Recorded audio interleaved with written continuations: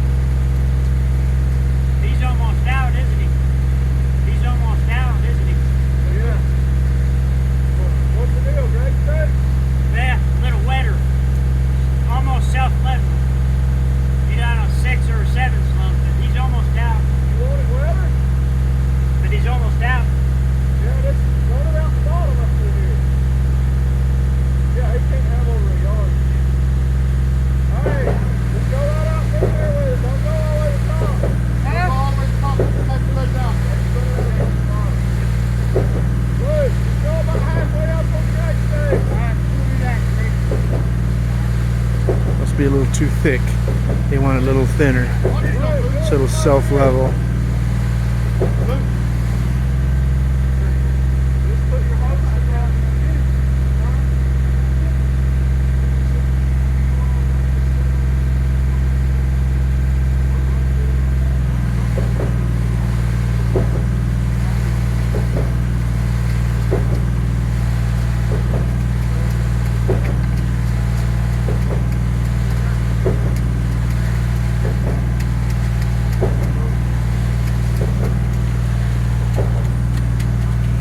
Big crooked wall, man.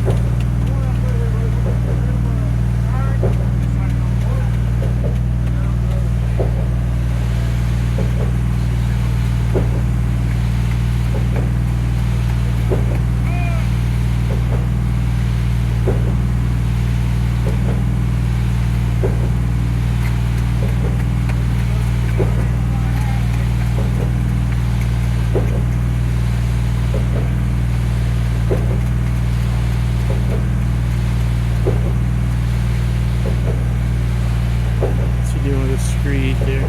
Oh, nothing.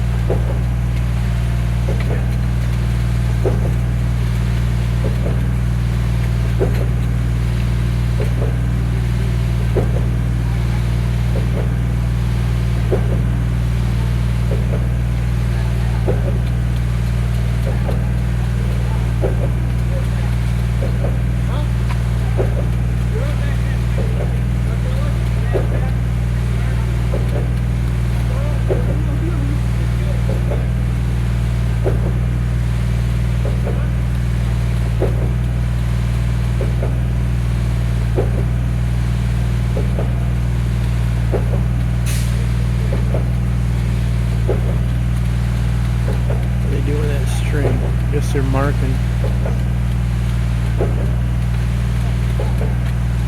Using it like a snap line.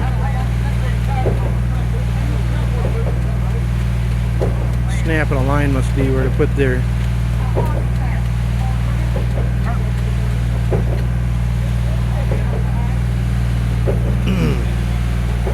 Hey Anthony, was this easy to drive in?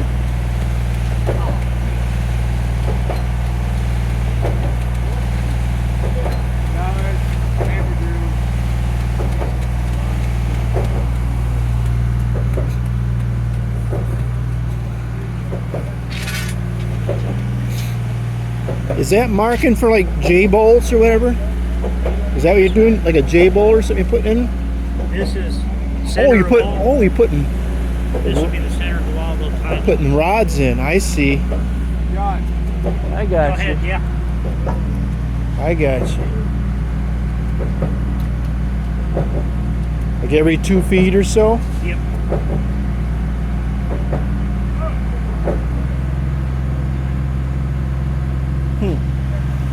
That's another thing, Jeff, with Yeah. wet mud.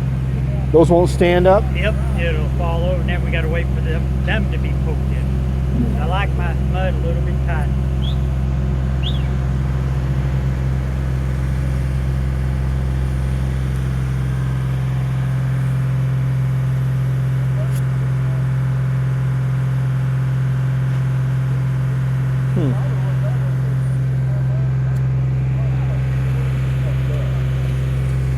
Marking every 2 feet. One thing also, when we come back, well, the wall crew comes back and starts doing putting the walls up, get a level on each one of these that we're putting in. Bend them. Levels them up. So the wall is still inside of the wall will look like a. So even if these droop over because it's wet, you come back, you can bend them straight That's it. when you're setting wall forms. That's Makes it. sense. They'll all look perfect straight. Gotcha. But none. Looks good.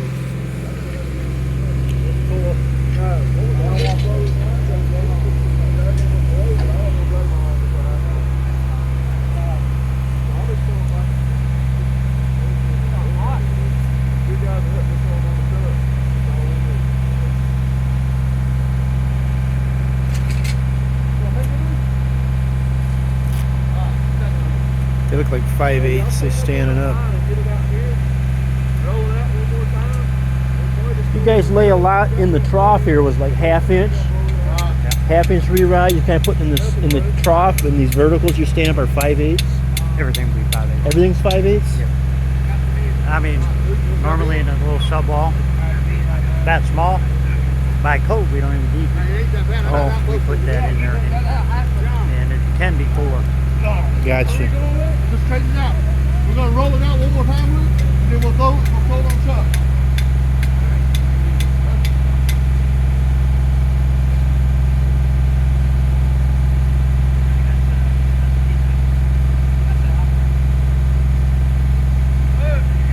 Roll it out. Get it right here and lay it down. Both of y'all just put it on there. If we're gonna be using it this big, we ain't gonna watch that. Okay. We'll blow these other ones out, but they don't do that's fine. Man, it's crazy. You think you added the line and it dry?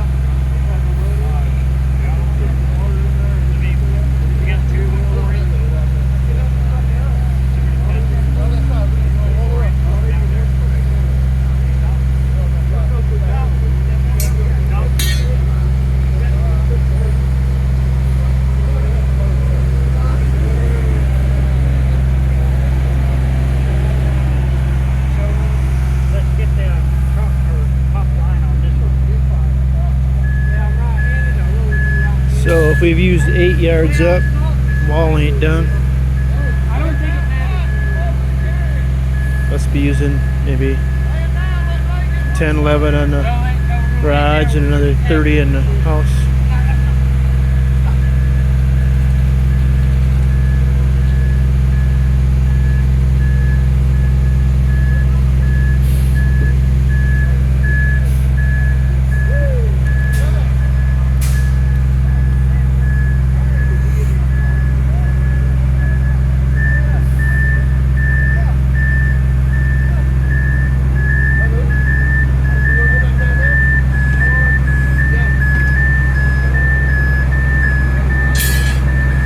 That's center wall.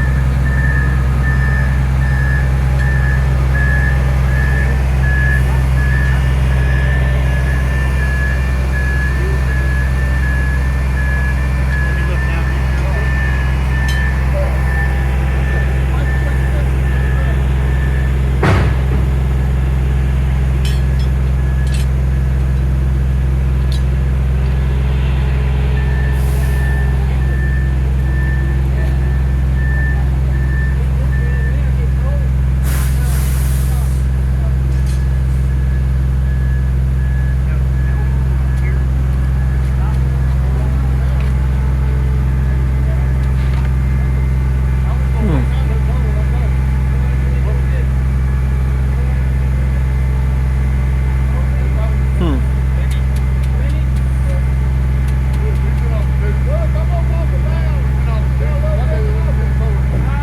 There's a third truck showing up too now. Oh shit, there's a fourth truck coming around the bend.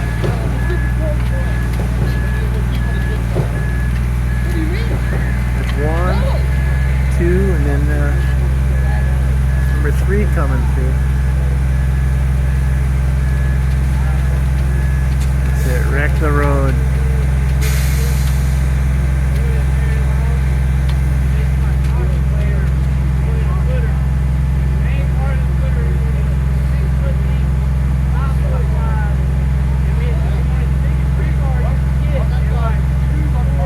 They gotta put a 2-foot wall, little short wall here. So they're putting like slightly under 2 feet rods in here. So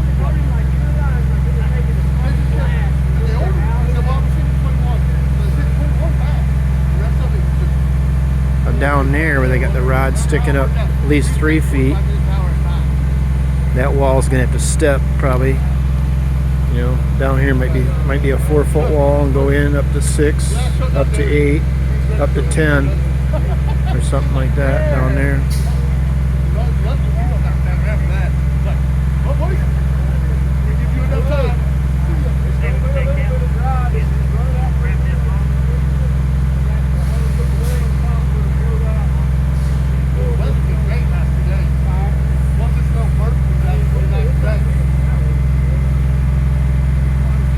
suppose even if they, by the time that dirt's pushed away, if that didn't have to be 3 feet, it could actually be daylighted out right there. I suppose they can at least take a wheel and just whatever's sticking up, just zing it, cut it off. So I don't know that you need to be 3 feet right there. By the time all this dirt's pushed off, I would think if you start out 10, you'd be coming out 8, 6, 4, and end up basically nothing down by the time you get to the end. We'll see. Slow down and there's a bunch of room for you in the car in front of you. If anything happens, you go jump over the gun. They still drive like this. No road, drive, go out. When you hit ice, hold the wheel straight, let off the gas. Don't touch the brake, don't give it no more gas. Let off the gas. 9 times out of 10, it's going to be okay. You go turn the wheel, hit the brake, and stay on the gas. You're going for a while, I promise. I'm trying to spit a little rain right now. Not much.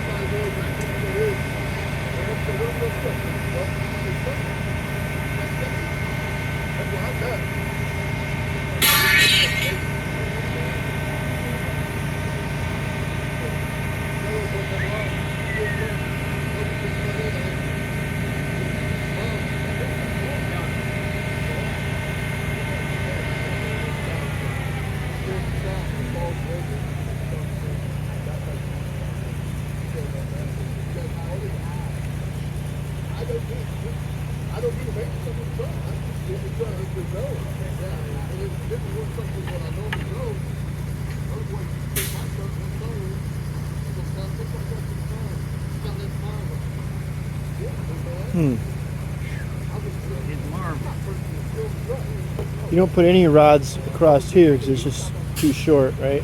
Nope, this is where your 2x8 goes up for your slab. It's like a turn down 8 inches onto another concrete footer. Okay. So you got more than 12 inches, which is required on a turn down footing for a slab. You got 16 inches. Gotcha. Which is better since that's a garage. You need a thicker. Makes sense.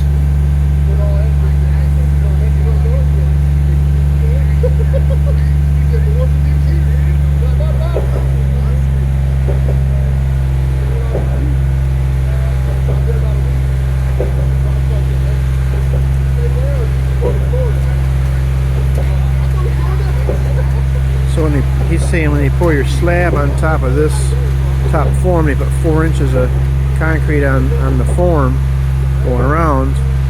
They'll actually have 7.5 or 8 right here sitting on this footer because there's a step. So if it's 4 over there, you're going to be, looks like 7.5 coming across here.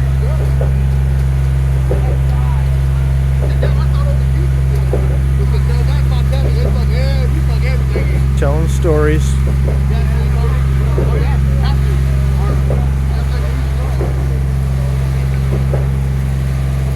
They asked if this new truck would be a looser mix so they can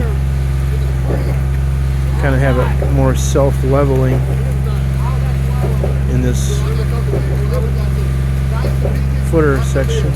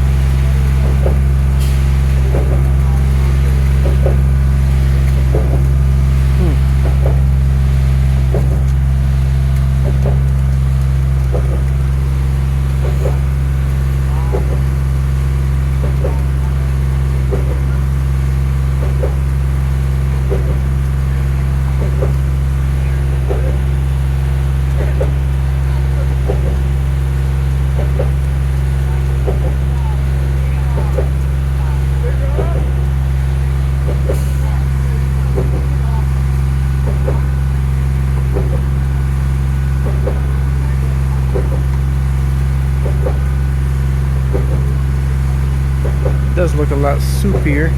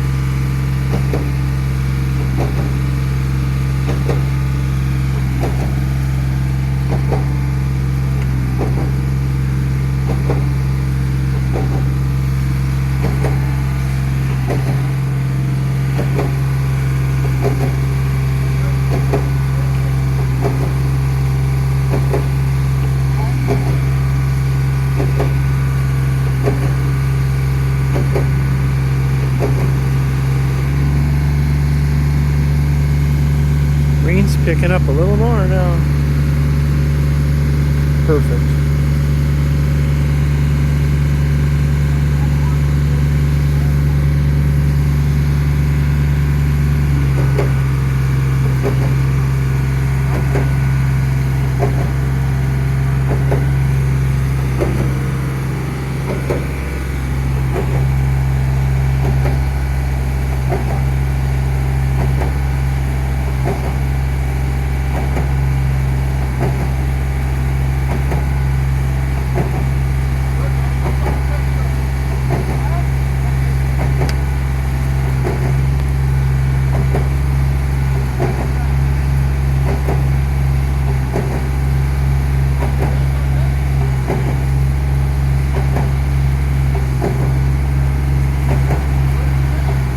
Peterbilt. Southern Concrete Materials.